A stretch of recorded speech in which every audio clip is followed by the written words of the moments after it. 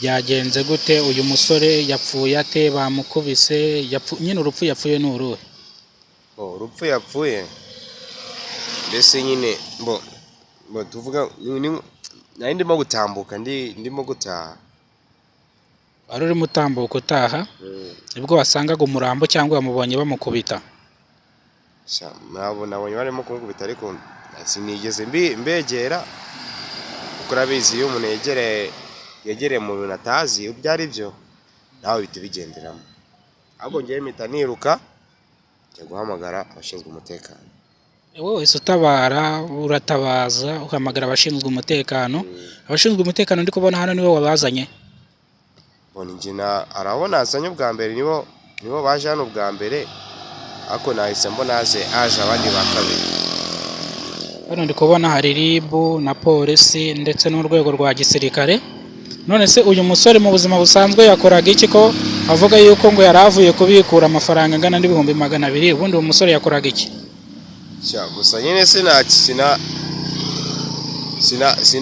icyo yakoraga sinakivuga kuko nshobora kubona natanakizi icyo yakoraga ntacyuze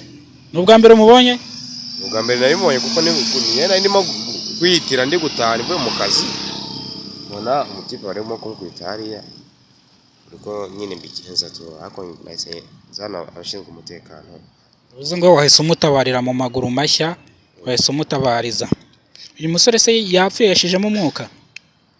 ntabwo arapfa ntabwo arashira mu mwuka yego none se nawe wahageze ubwa mbere koko abaturage barimo baravuga yuko uyu nguyu abamwishe bamukubise imihini banamuteragura imigeri birangira bimuviriyemo gupfa ibi ni ukuri koko bari bafite imihini bari kumukubita ujya gutabaza usanga bamwishe iyo mihini nayo yagwa yabura kuko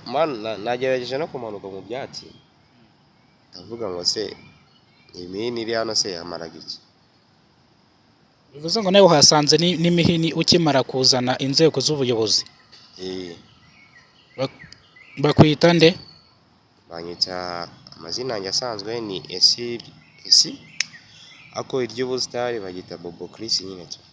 uri umusitari yego uri umuntu ukizamuka ndacyazamuka gake ufite indirimbo ukora ndayizi uzitware neza hano ubugenzacyaha buba butegereje abantu bakora ibyaha binyuze kuri social media